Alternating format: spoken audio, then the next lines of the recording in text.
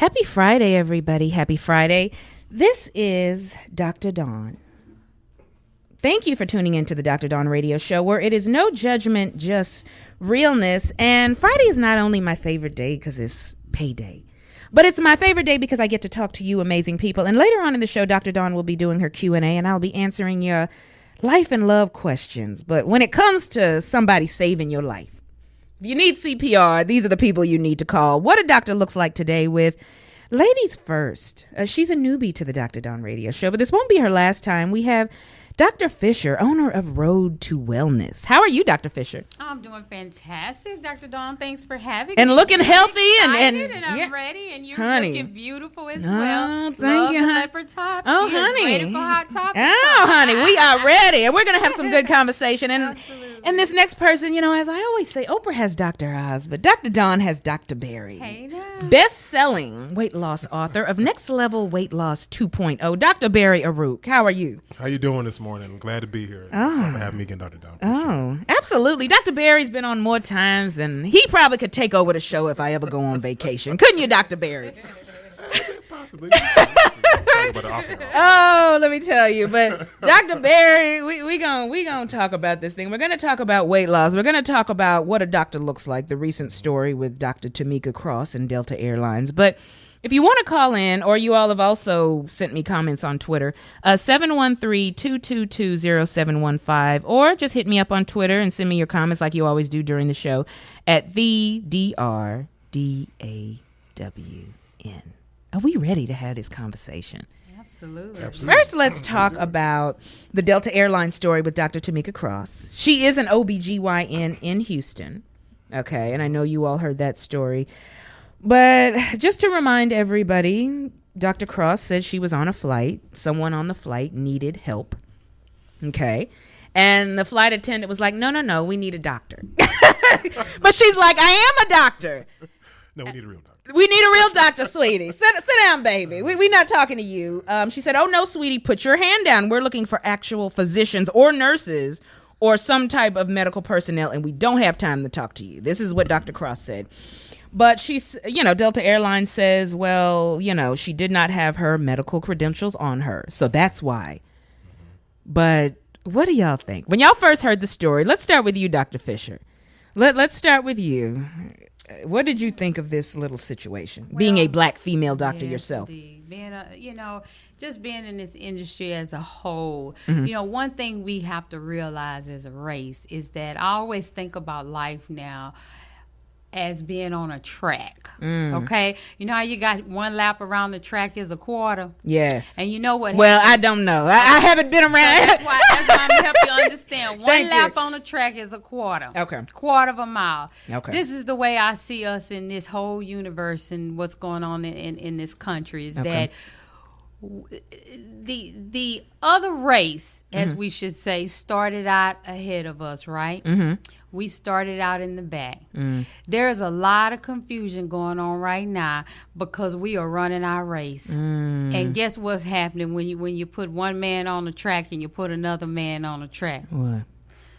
We generally outrun them. You see that? Yeah. So what's happening is we starting to catch up in the ranks. And we run pretty fast, right? Yes. Once we get some information and they open up the doors and we coming through, we knocking it down. Yeah. So what we got to understand is that in the white race, they have a duty to, number one, self-preserve. And self-preserve means make sure we are number uno, we have supremacy. We are the ones, okay? Number two, then they have a duty to America, to uphold American standards. And then they think about religion as number three. But they number one rule and number four is don't forget number one. So whatever they do in terms of demeaning who we are and what we stand for, they're going to try to do that to block us in every which way. But what they don't understand is we come from struggle. Oh, yes.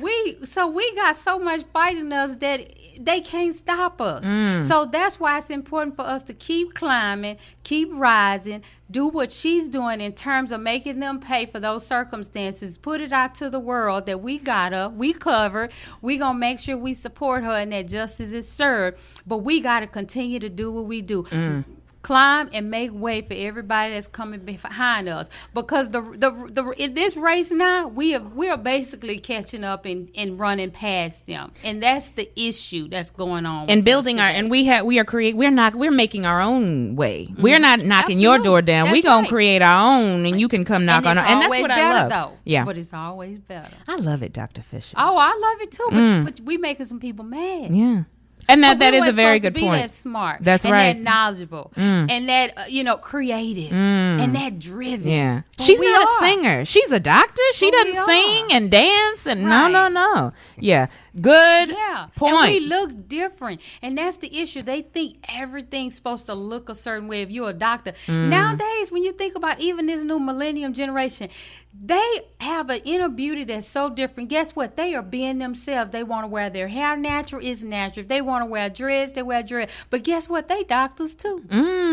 See, they what they're doing is they're trying to justify a certain look. Yeah. There is no certain look, because everybody is loving themselves. That's now. right. And that's what it's all about. Love yourself on the inside. Don't worry about what people think about you on the outside. Dr. And just Fisher. keep growing. Ooh, love it. You know? Dr. Barry, what did you think? Because I agree. I definitely. I think she definitely a lot of great points she made. Mm-hmm.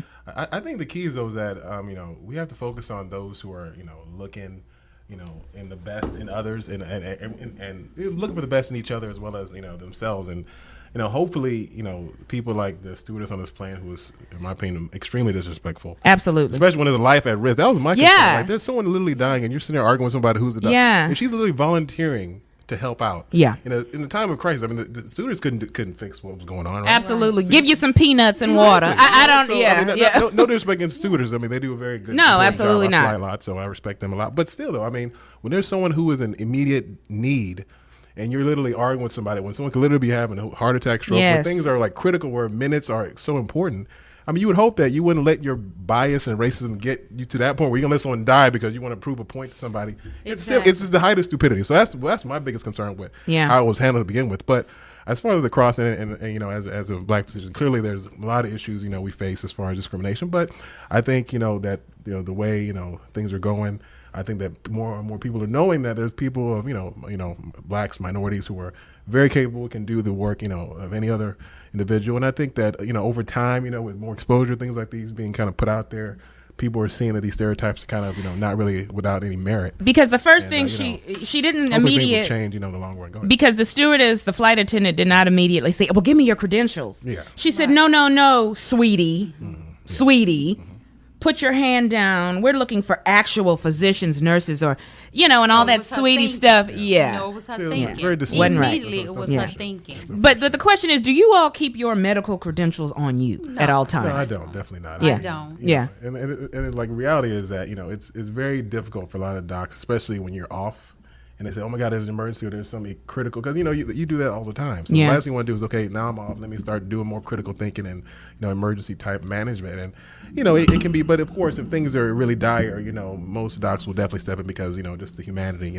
Ultimately, we're docs are there to help folks. But if someone's volunteering their time and you're literally obstructing someone from helping another because you feel whatever is going on is whatever. Right. I mean, that I think is a deep, serious issue that person needs to really look into themselves. And if it was their own loved one, if there was their own mom struggling, there was only the doctor who was someone they don't think looked like a doctor, so they literally won't let that person touch their mom and let their mom die because they're that biased. I mean, of course not. But that's what people have to really look into their own kind of psyche and understand like how much the ignorant bias affects their decision making. A lot of times, just Absolutely. poor So I decisions. wonder how old the lady was, because then you wondering if this is a young lady. You I mean, mean, you know, age who's is not- training them? I'm saying You'd be who's surprised. training Yeah. them up? Because think about it, things Fox have News, evolved okay. and changed so much. I It's like, where Or is CNN on this don't know. You can say whatever you want. Yeah. it That's just makes true. you wonder because we used to think it was the older generation that thought like that, but that means if going forward you have these younger people that still have these biases, Yeah, I then mean, yeah. you see that the training is still taking place. Mm. I mean, you inside of have to realize, I mean, like I said, what was it, like 1960, late 60s when the civil rights, era, the laws were passed where it was technically illegal to discriminate. So that's about, a lot of people were still alive during that era. So you can't be that shocked that there's still an undertone of racism here and there, and that's something that Black people have to just deal with and try to identify it, and warn others, and try to make sure that you minimize its effect. And that's the only thing I think at this point minorities can do to make sure they kind of give themselves the best opportunities. Because things can be more difficult, but I think it's definitely there's some alternatives that are much worse. So we have to take advantage of some of the things we do have and try to maximize it. And I think given our innate talent, we can definitely do that. But it just takes, belief in your own skills and abilities and making the most of your situation. I was listening to Dick Gregory the other day. And I love him. Y'all heard him. Oh, yes. He was out of control when I was listening to him. He said, how is it you as Black folks think y'all going to be free? Yeah, you know how long it took the Jews? They've been free 9,000 years now. We only been free 400 years, so we got a ways to go. Yeah. When you think about it, it's like, wow. Because think about it, they created all their own their own food, all the kosher food and stuff. Yeah. They don't support anybody that offends their race. That's right. why they created their own for everything. And so that was I thought that was very impressionable when he said that 9,000 years versus 400. That's true, yeah. We still got work to do. And we as and you don't see Jewish people, because I know Jewish people, and I know we all, I have friends that are Jewish, and not once do I hear them saying, you're a darker Jew. You can't come and be over here with us. We have these so many issues. Right. Your hair's this, your hair is that. You're light, you're too light, you're too dark to be. We have so many issues. Yeah, that's just the conditioning, as it is. Right. But we have to get out of that, and we have to realize that's keeping us what down. We're working through. And we are working through. Just realizing that it's not. Don't let it hold you back, and try to maximize. But that's the key. But we have to keep having these conversations. Right. But it takes people like us, and that's why we have to pour love into each other. We really do. Right, we do. Definitely. Yeah, we really, really do. But I want to know: have you ever felt like?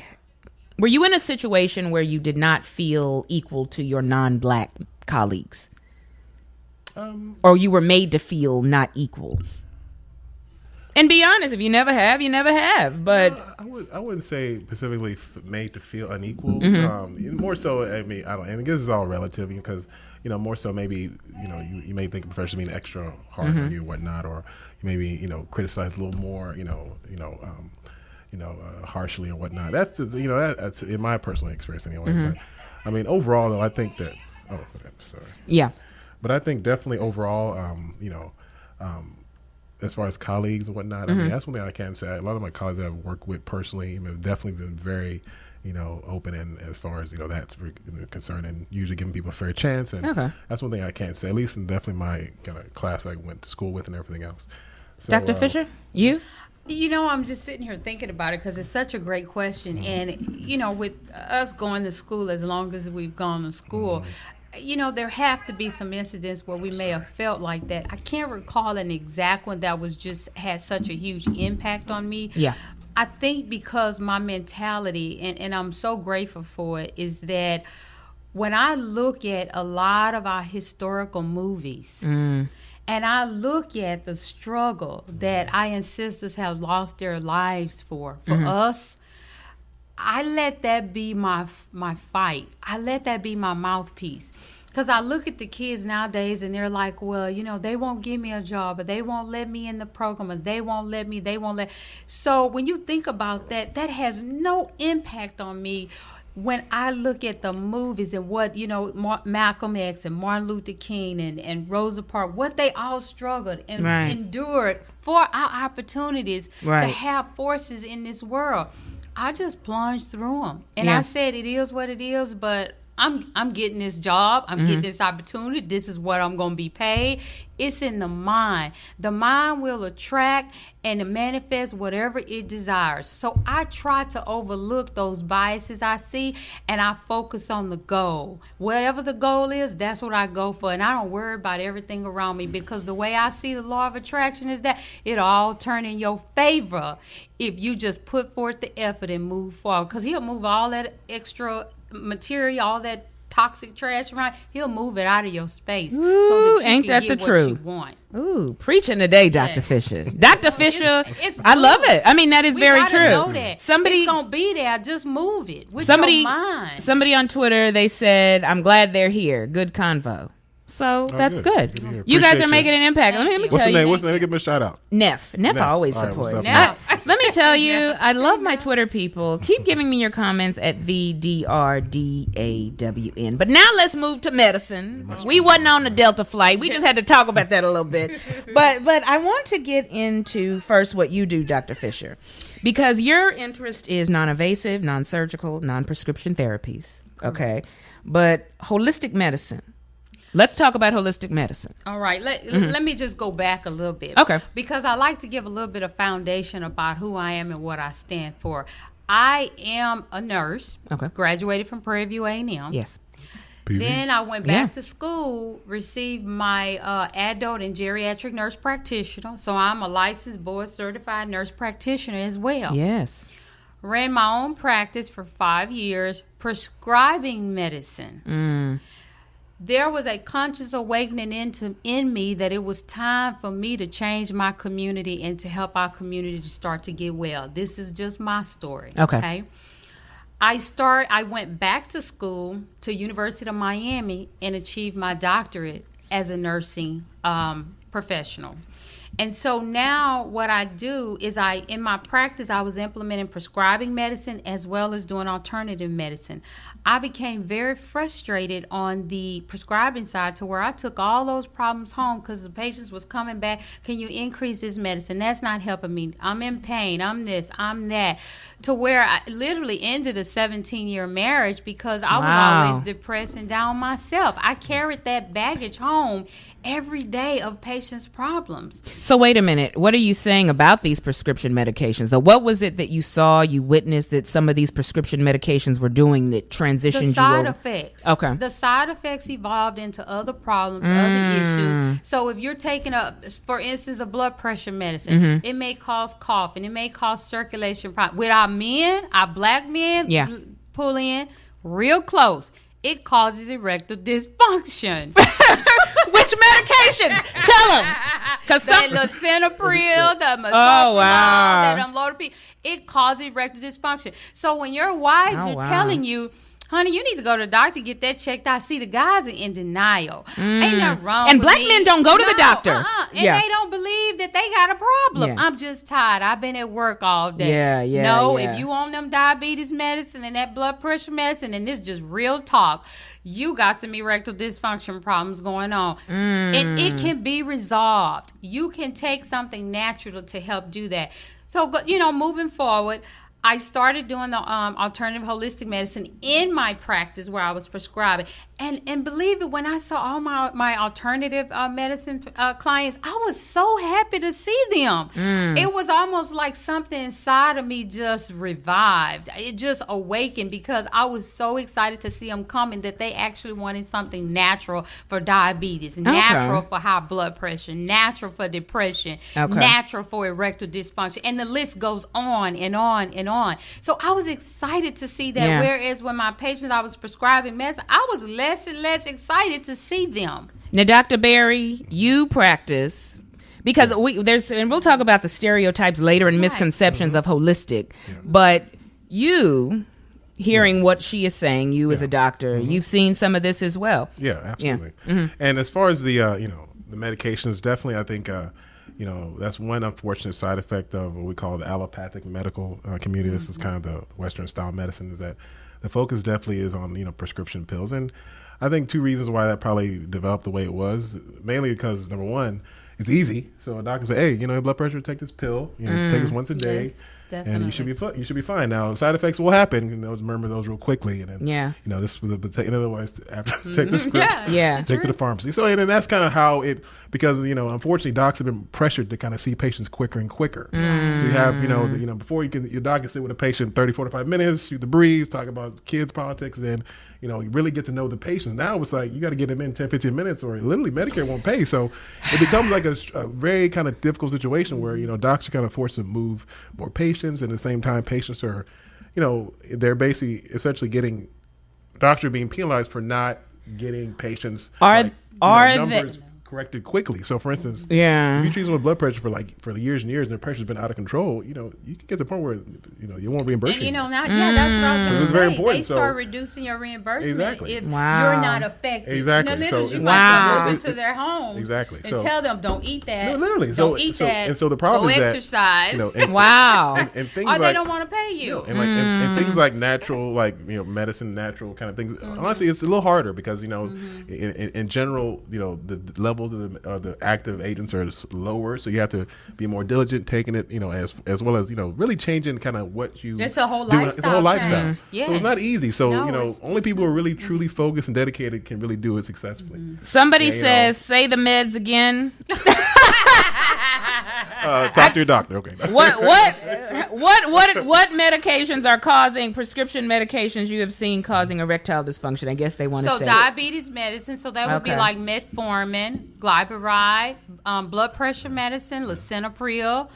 Some people take enalapril, metoprolol, clonidine, amlodipine, Wow. and the list goes on and on. Yeah, and again, those medicines definitely can be associated with blood pressure, with erectile dysfunction. That's one of the many side effects, unfortunately. However, if you are definitely want to get off those meds, it's very important you do it with a doctor's, Absolutely. Absolutely. let the doctor know, hey, I want to get off these meds, what I need to do. And there's things you can do. I mean, losing weight, starting to eat less salt, Absolutely. starting to, avoid certain foods. I mean, it can be done, but again, Right. you can't just stop a cold turkey because that can also have side effects too. Great. So That's you a want to be great point. tapered off as well as work with someone who knows what they're doing to Absolutely. make sure they're getting you to where you need to go. And it's definitely doable. And, doctors like Dr. Fisher and hopefully my clinic, hopefully we can do that. But you got to work with someone who knows what they're doing. It's very important. And you know what Dr. Barry does?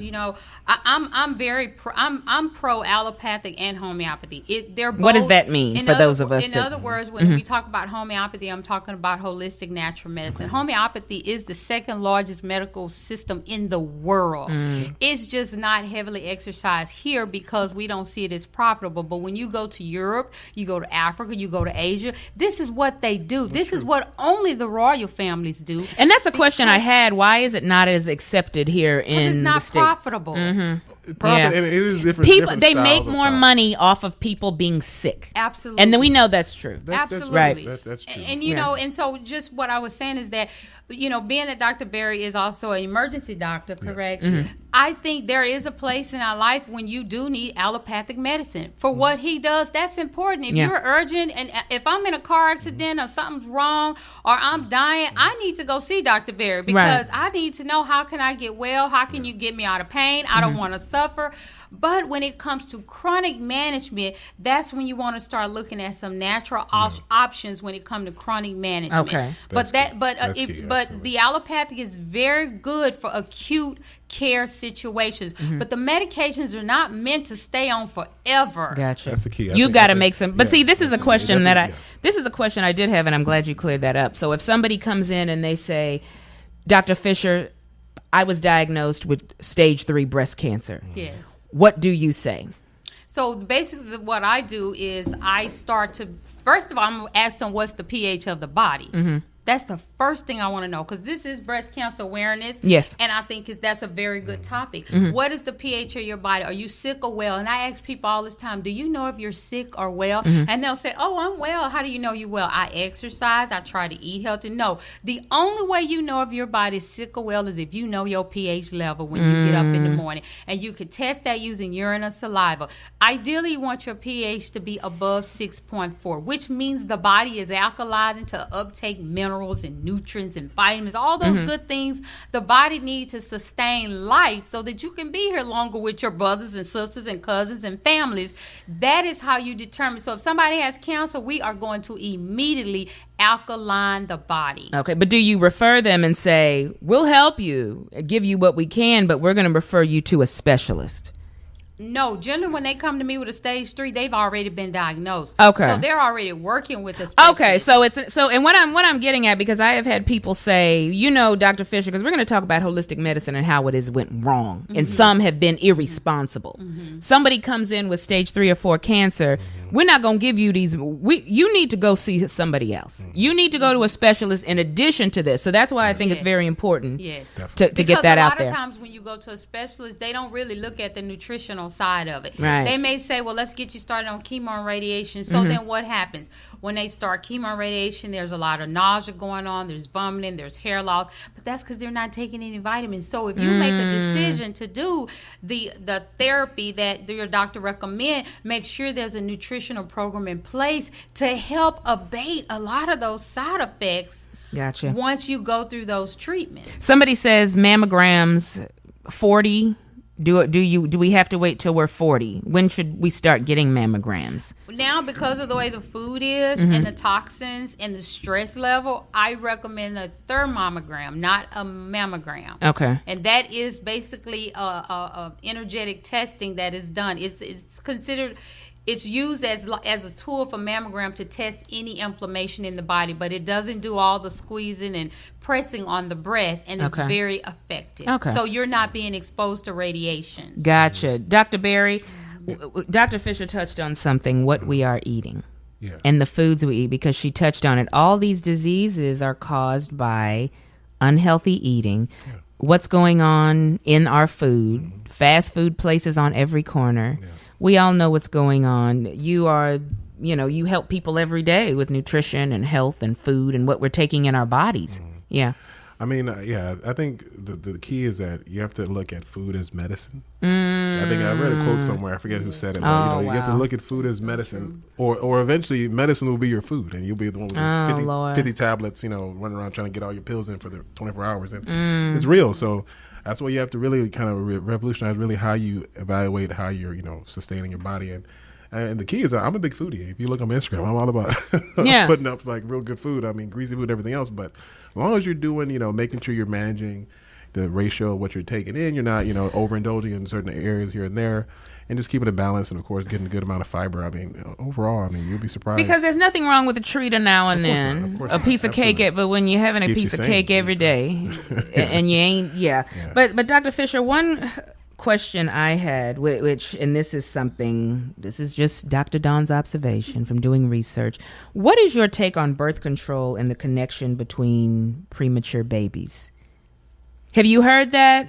Before, or birth control causing some of these health problems in women, cervical cancer, maybe. I was talking to somebody about that the other day. Health problems associated with birth control. But birth control causing some of these health problems in women. Yeah, because you're dumping extra estrogen into the body, and that's really what a lot of the breast cancer and all the extra fibroids is stemming from.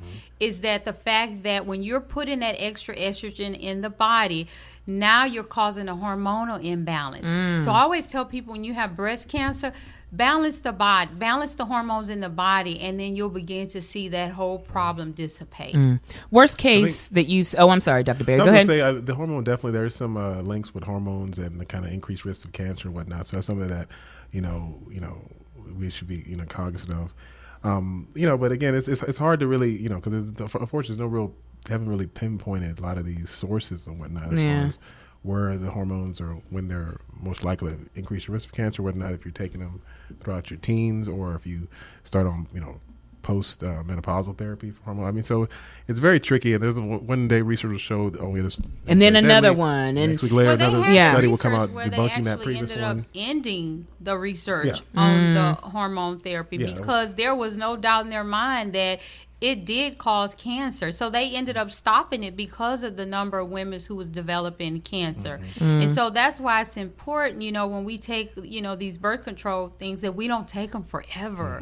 See, I've known people who've taken them 20 and 30 years. But then because now they're putting, you have young girls on it. So between the ages of 16 to in your 40s, you on birth control. And it's a challenge to deal with it, because what do you do? Yeah, I don't know anything natural except abstinence. And ain't nothing wrong with that, because I did a show on HIV awareness last week, and trust me, it might be time for that too. But remember, just like birth control is not, it's only used for sex. It's not used to preventing babies, also for regulation cycles. People have painful. I see it all the time in the ER. People come with extremely painful cycles. Wow. They have to take up very strong pain meds because they're just so miserable. Yeah. And birth control pills can actually help minimize the bleeding and help minimize some of the pain. So there are some uses outside of that, but I think, like I said, But see, that's why I'm glad you know me, because when they have those hormone imbalance, you give them what they need so that they can feel better. But to balance them hormones, that's where I step in. Yes. I mean, I think naturally, because they'll be right back in there in the ER.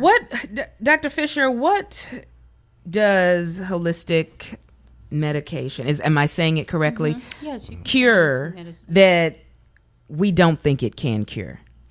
Holistic medicine is not in a position to cure anything. Okay. Holistic medicine is to balance the deficiencies in the body. Okay. See, And that's a misconception, isn't it? Yeah, all diseases come from a deficiency. If you really just think about it, I have a energetic testing I use. It tests over 68,000 variables in the body to determine where you are deficient at. So when you allow your body to continue to be deficient, your body will spiral out of control and your cells will begin to malfunction. That's when you end up in the ER because something has gone out of control or unnoticed or untreated. So what we do is we test where the imbalances are in the body and we balance them. So that's what I mean when I say that we have the technology to help you be here 10 to 15 years longer with your family and your loved ones. Because now when you're testing yourself, even if it's just once a year, we can tell you, okay, your potassium is off balance. Okay, you have some free radicals going on in your colon,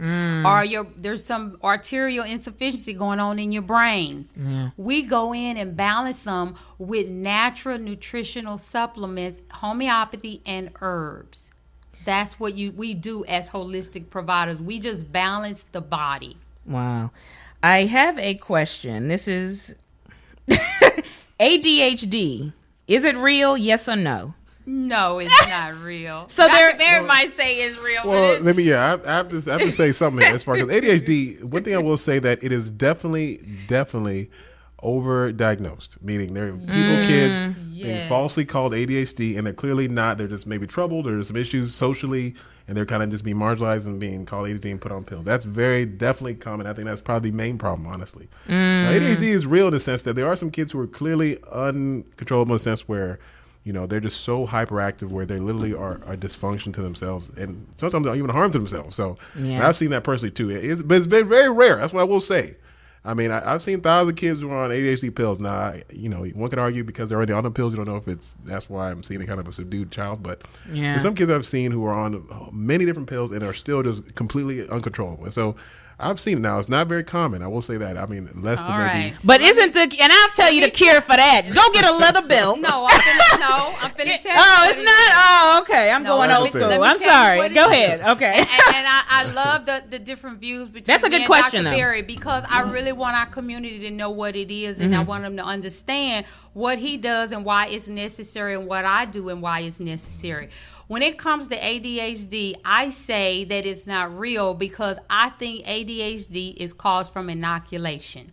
I'm sorry. That is when I test my kids, that's 100% what I see. And when you fix it, inoculation means that they have been vaccinated with all of these vaccines as a kid. So there's heavy metal, there's aluminum running around up in the brains, and the brain was not mature enough to detox it out. What vaccinations are you talking about? All the childhood vaccines, measles, especially the MMR. What is that? It's a combination vaccine that the CDC whistleblower has already put out there that for the last 15 years they've hidden it. The movie is called Vax. Yes, you wrote about that. They've hidden it that it caused 200% higher rate of autism in black boys. And it was supposed to go to the main scene, but of course they probably threatened him and he decided he wasn't going to publish it. But I think these kids, we have our kids on all this attention deficit medication thinking that they can't perform. Women crying because they don't understand why one kid is normal, why the other one is. But if the brain was not suitable enough to detox the vaccinations out of the head, then they have an issue with attention deficit disorder. So what I found is that when I test them, we find it every single time. Wow. And we detox it out of the brain, and then that kid can go on and live a healthy, normal, functioning life. And you've seen that and done it. Oh, yeah. Even with adults. This is flu season. I tell clients, don't get that flu shot. That is a question somebody had. Do I get a flu shot? Go ahead, Dr. Barry. But I just want to say, the one thing I'm not familiar with any of the links that you asserted to earlier regarding the vaccines causing autism. Now, there's a lot of people out there who have a lot of theories. I haven't seen any evidence personally. That's why I can't go to that leap and say definitely a link. But personally, as far as the importance of vaccines, I do think vaccines are important only because diseases like polio used to wipe out hundreds of thousands of people. It wasn't like a some sort of, now it's more of like some sort of thing we remember back in the early 1900s. But a lot of those diseases were used to now. As far as I think things like MMR, rubella, measles, mumps, polio, those can be devastating illnesses that are, can literally, can cause you to become functional one day. It's next minute you're literally crippled and can't walk. So you want to be careful as far as now making folks extremely, wary of vaccines, because they do a lot of, I think, good, and they've actually created a lifestyle that we're just considered normal now. When 100 years ago it would have been a completely different situation. Now, that being said, I do think, though, that there is another issue with vaccines where I think there's another industry now coming in where vaccines are like big business, where everyone's trying to make a vaccine to cure the illness because that's what they can sell continuously. Now that being said, there are some important vaccines that have been shown by research, like the flu vaccine. Now, people do say that they're scared of the flu vaccine because they don't know what's in it, and that is a legitimate argument. I can't debunk that. So I let people take their aluminum in it. Because I can tell them what's in it. Because that is a question someone had. Do we really have to get a flu shot? You don't have to get it, but the key is, though, that it's very important if you don't get it that you make sure you're practicing. I get good hand-hole hygiene. Consider maybe taking some vitamin C, maybe some zinc. Things that help boost your immune system, and there's ways you can treat it naturally too. There are some, but again, the vaccine too has issues because sometimes it's not accurate as far as treating the actual virus that's active in the actual season.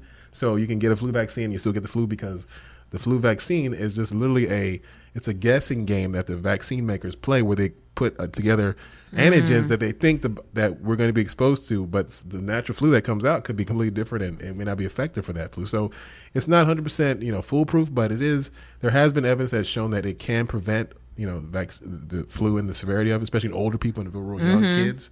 That's why if you're an old person with chronic lung problems, things like that, it could be something that could help you as far as minimizing, because the flu can be deadly in that population. So that's why you have to be kind of very. But again, I think the average healthy 20, 30 something person doesn't likely need it. But again, there are some other things you can do to help minimize your risk, because the flu is real. You can get sick, and it not treated properly can be a serious illness. So, and just to piggyback on what Dr. Barry said, is because he made some significant indicators when he said that there have been some things in terms of whether or not it's safe to take them, and boosting the immune system is the key. What I encourage my clients to do is we carry the homeopathy pellets that cover all strands of the flu.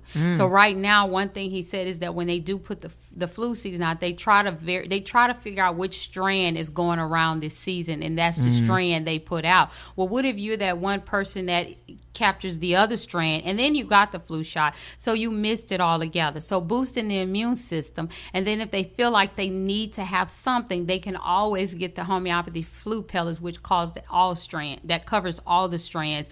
That way you're taking something safe, because this is what I always tell clients, that I don't know if they're aware, and I think this is important for people to know, is that pharmaceutical companies cannot be sued.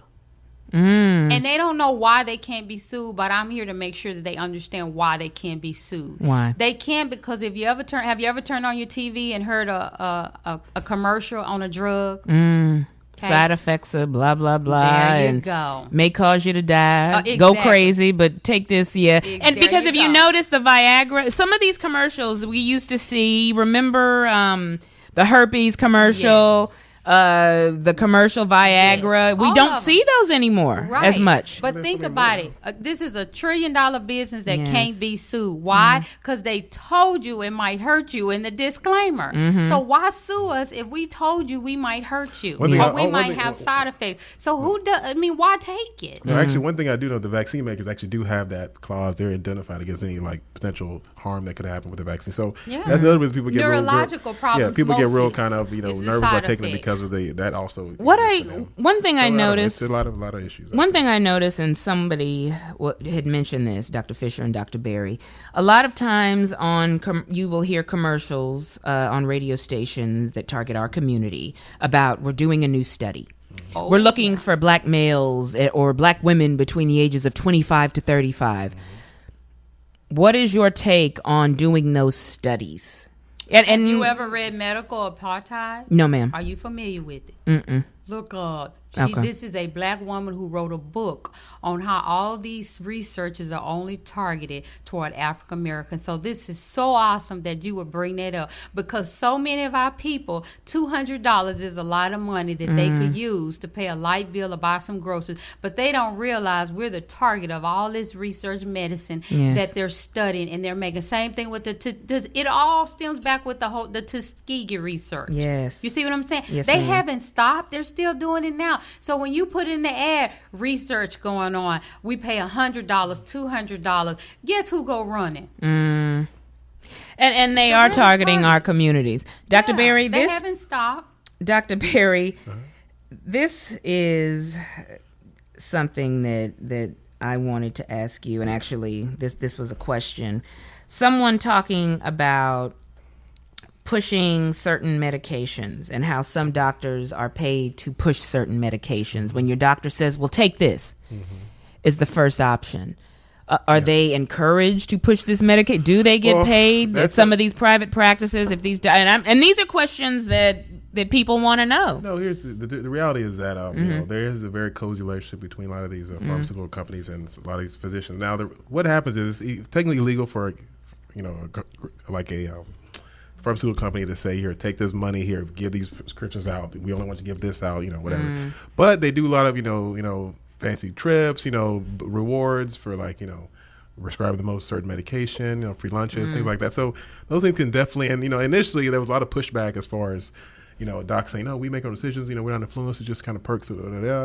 But the research started to come out showing that they were definitely being biased in the sense that how they were prescribing was clearly being influenced by these, companies. So, I think they're working now. A lot of the, groups are trying to say, be more clear as far as the relations between pharmaceutical companies as well and physicians, as far as clearly identifying when there's what we call a drug rep sponsored event.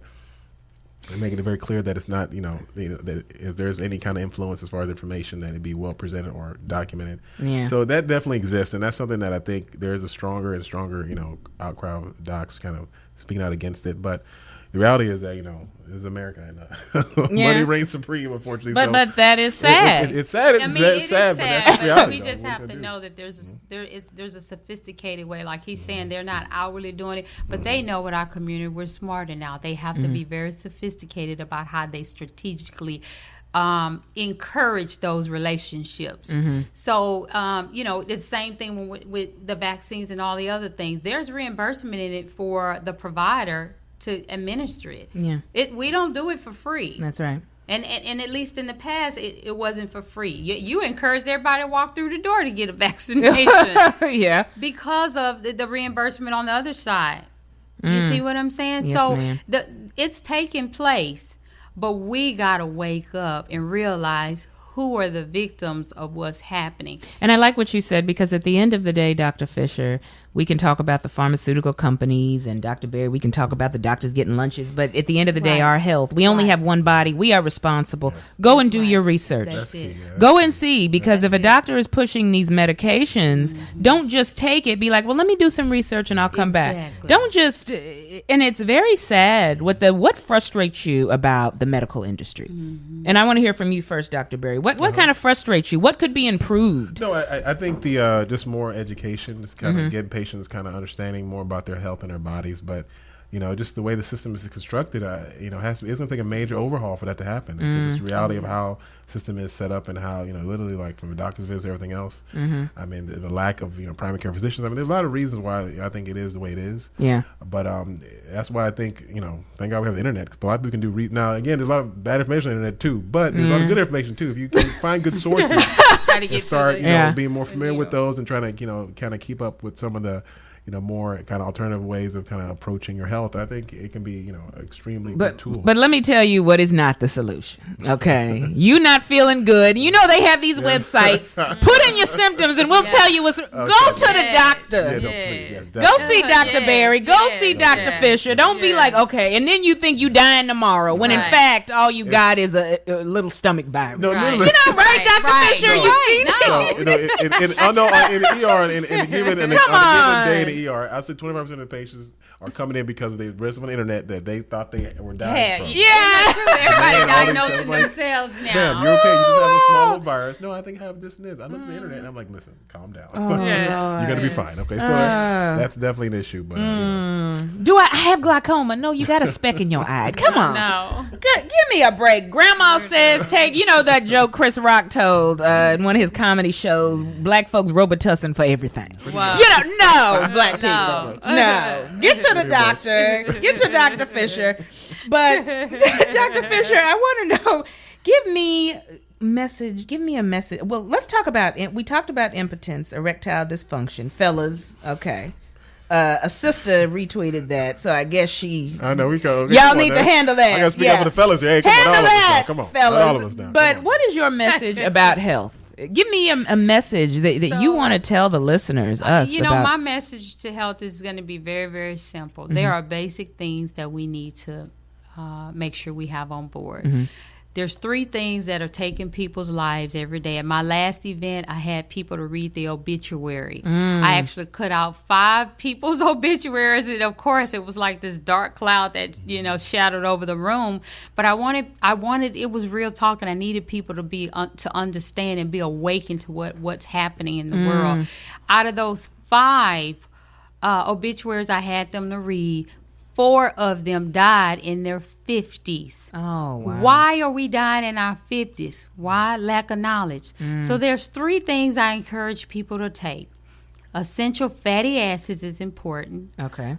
Vitamins and minerals. We are not getting it from the hybrid food and the fake food anymore. And also making sure we're taking some digestive support. Okay. Get them bowel movements. Get your ticket. And most people will say, well, I go to the bathroom every day. Yeah, but dietary, breaking down food and being able to properly digest food is the biggest. When I test my clients, over 68,000 variables, digestion is coming up is the biggest sickness in this world today. We are eating processed food. We are going to restaurants. We're eating fake food. We're eating just fried food. And so the body is not digesting. The stomach is the second brain on the body. And as soon as that food goes down the throat, keep in mind, it sits in the stomach and then it starts to rot. And that's why poop stink and pee stink, because it's toxic. If it's sitting there, where are all these toxins going? To the heart, to the brain, to the kidneys. So you have to move those toxins. So just to leave it, there are 3 things I recommend that people generally make sure they have on board. Digestion, to keep that stomach clean. Essential fatty acids, and then making sure you're on a good vitamin and mineral. Okay. Those are my takeaways. And don't go to the big box stores to buy them. Yeah. You made that. Why not? Don't do that, because they have too many other ingredients called excipients. What excipients are free-flowing synthetic agents they put in these capsules to make them so that they're able to produce them faster and cheaper, which means you're still not taking care of the body. You're still deficient. So stay away from the big box stores on excipients, on products. Okay. Where can we find you, Dr. Fisher? Well, for more information, yes. 713-520-8188, and I'll be happy to give you my recommendations. Erectile dysfunction. We trying to help y'all. I'm just saying. That's a big one, sisters and brothers. I'm sensing a theme here. Dr. Barry, don't get scared, Dr. Barry. Look, and if you have problems, you know where to go. But anyway, and that'll be confidential between y'all. But anyway, Dr. Barry, what is your message when it comes to health? Just health. Just just stay informed. Do what you can. Really educate yourself and try to focus on ways you can kind of naturally, change your lifestyle to help kind of improve your chances of living longer. Not that life is ever guaranteed, but you can always increase your odds. So we're trying to work the best way you can to try to avoid being on a host of pills. Now, ultimately, pills can be helpful and can save lives. So I'm not someone who's anti-pill, but I do want people to try to minimize the pills they do take, because taking multiple pills is definitely a part of a huge problem in medicine, where you got pills counteracting other pills and causing increased side effects. Surprise issues. So you want to minimize your pills if you can, but and clearly work with a doc who's hopefully well versed in some of the more natural alternative treatment strategies that they can help incorporate with your plan, and just take charge of your health, because no one is more worried about than your health than you, or at least no one should be. So if you're the kind of person who come in and say, I have no idea what I'm on, I have no idea what I'm doing, I just know how to take these pills, you're part of your own problems. You got to work on understanding your own issues and learning some of the better ways to kind of manage them. And somebody says good stuff informed on the pills. That's good. Continue, Dr. Barry. I'm sorry. I just they said good stuff on the pills. That's good. It. So the key is just making sure you're taking charge of your health, and just not just giving your all decisions to the hand of someone who may not have your best interest in mind. I think that's the most important thing you can do. Grandma says spit in a cup, a shot of bourbon, and a little lemon juice. That ain't what you... Grandma, that ain't gonna work. That's all I'm gonna say, right. All these old folks, y'all, they had remedies. Get to the doctor. Dr. Fish, 2 shots of bourbon and lemon juice and a little saliva and a raccoon tail. No, that is not it. But now we're gonna play a little game. Are y'all ready for my game? Yeah. Okay. It's usually the hot spot. That's what I call it, but... instead of Grey's Anatomy, we're going to call it Dr. Don's Anatomy. I just had to say that. I just be thinking of these little things. But this is Dr. Don's Anatomy game. I don't know. But this is a question I have, y'all. We got a presidential election coming up. Oh, jeez. Whose health do you think is better, Donald or Hillary? Who do you think? We don't know. I mean, you don't know until you actually have diagnose them, or until you've done a what is it? But I don't know. Mental health, I can talk on that. I can think Donald Trump. I don't know what you're talking about. Mental I can make some observations.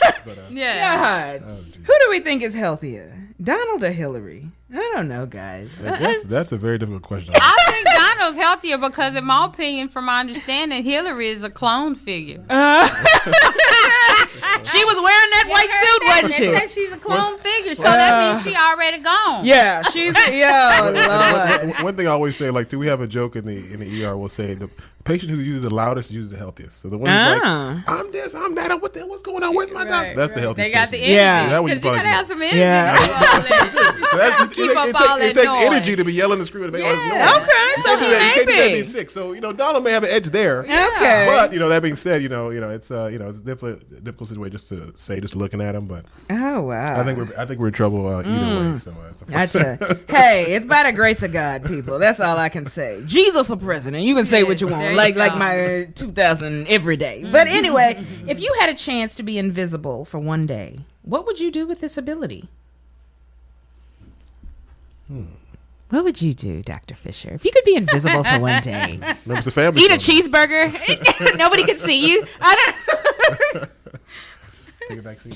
I don't want my real answer on that one. You could be invisible for one day. What would you do, Dr. Fisher? Oh, God, you really don't want my real answer on I that do, too. I want it. I'd be at all the banks. Let's just say that. Okay. No judgment, just realness. So whatever you say is real.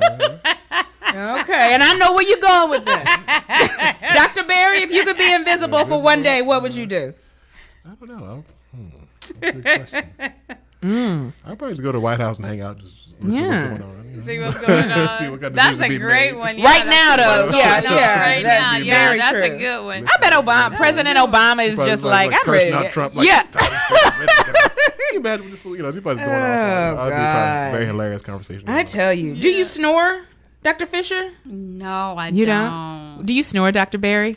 I used to, but not anymore. I had basically when I was overweight, I did. What causes snoring? Overweight, is that part of it? It definitely plays a role. It's more so anatomy, but a lot of weight can definitely basically narrows your pharynx, which is how you exchange air, and basically just causes increased resistance as far as your lungs' ability to exchange air, and that can lead to other problems. So okay. it can be a sign of you just some things. Oh, this is a question. Oh God, who do you save in an emergency situation? You have a choice. Oh geez, what's up, Dr. Barry? Do you save your wife or the children? Good questions. I'll probably, what I don't know. Yeah. If it was between that, I would probably sacrifice myself just because. Yeah. I'm probably the least valuable in the situation in the equation. Just because that's the future, and then wife can have another kid. I'm just another guy. Yeah. Why would you say you're the least You are valuable? Yeah. No. But see, it's hard. What I'm saying as far as like, I guess when I think of my I don't know. I guess when I think of kids, I think they're the future. So technically, if there's a situation, you should sacrifice because I've lived a good life. I mean, not that I want life is great. I love life. I want to keep living long as possible. Yeah. Don't get it twisted. But in that situation, I think the kids should have an opportunity to go ahead and experience life. That's so. I don't know. Wife, maybe I have to think about it. Maybe how she maybe feel the day before. That's I mean, you really cannot answer that because a lot of men said, well, I would save my wife. Because and then you had some people that picked the pet over the spouse. Oh, you better believe the dog, the cat over the spouse. But that's another situation. I'm talking about humans. When you saving a turtle over your husband, that's I'm sorry. Wife's definitely over the pet. Yeah. But anyway, see, I wasn't too hard on y'all for the hot spot, was I? Some people sent me questions. I can't go into that, y'all. They might lose their license with some of these questions. I love my Twitter people though. But now we're going to go to Dr. Dawn's Q&A, and you guys, I do love and life advice, but I think you guys can handle a love question or two. Can't y'all? Yeah. Y'all seem intuitive. This is Ben from California. He says, Dr. Dawn, my friend and his ex-wife have been divorced for 2 years. Thank God. But he's starting to date her again and says he's thinking of remarrying her. I told him I am totally against this, and I think it's a big mistake. How do I get him to see that this is going to end in disaster again? Dr. Dawn, I need advice on how to deal with this one. So he's got a friend who is starting to date his ex-wife again, and he needs advice on how to deal with his friend. I know what I'm about to say, but Dr. Fisher, what do you say to that? To people to be honest, I've seen people do that successfully. Yeah. I really have, because at least what you're dealing with. You've been married to them, their ways, know how they are. And sometimes, life, it just gets the best of you sometimes that may have interfered in your relationship.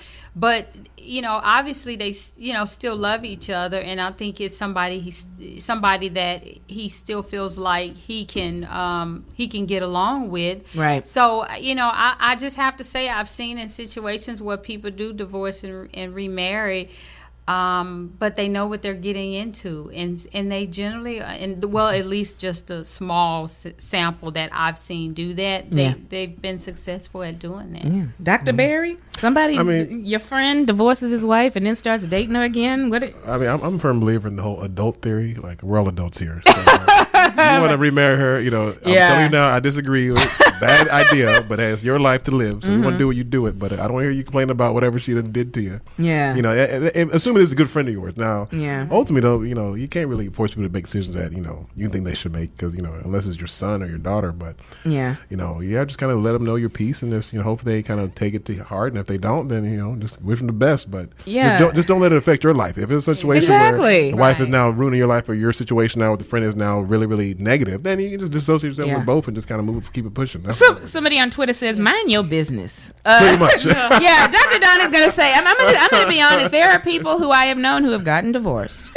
And they have remarried. Yeah, I've seen it before too. It has happened. But I would say, as a friend, we have to express our concerns, of course, in love. Right. And if you do that, then you've done your part. Now, if you're doing it for the wrong reasons, because Exactly. y'all can't hang out Exactly. anymore, You want like you know, you more gotta, buddy right, evenings. right. You wanna, Yeah, there's a swingman. bromance. You want a wingman. Yeah. You know, put the clubs with. Right. You know, that's a problem. there's a Right. bromance going in it. Yeah, his ex-wife. Yeah, but after you give your concerns, you have to leave it alone, because at the end of the day, we are all adults, and it is their decision. Right. That's right. But as adults, we make our own decisions. But I would say you might need to find you a somebody else, not an ex-wife, but you need to find you something to do. Right. You know, because you that concerned, and I get it, and I don't know the situation and the backstory, but I will say, voice your concerns as long as you do it in love and it's coming from a good place. There's nothing wrong with that, but leave it alone. Every time you see him, you don't need to say, "Oh," you leave it alone. Right. That's it. You And it you won't leave it be alone. perfect, and it's not going to Right. be perfect. It never is. Even if he decides to remarry her, it still won't be perfect. There'll still be challenges, Absolutely. but that's okay. That's the cost of love. Yeah. That's the cost of being in relationships. That sometimes you have some issues and challenges that comes up. And ain't that the truth? But see, Yeah. sometimes love is not complicated. We make it complicated. Right. I'm going to say for my daily dose today before we go, health is wealth. We have to take care of ourselves. Do your research, people. Mm-hmm. And grandma tells you to take 2 shots of bourbon to cure that headache. That might not be a thing to do. Go to the doctor. We have Dr. Barry. We have Dr. Fisher. Reputable health professionals. By the way, I'm So- on Twitter at Dr. Barry Tech Doc. Oh, you can yes. always add me on Twitter. Yes. And Instagram at Dr. Barry MD. yes. And Dr. Fisher, you are on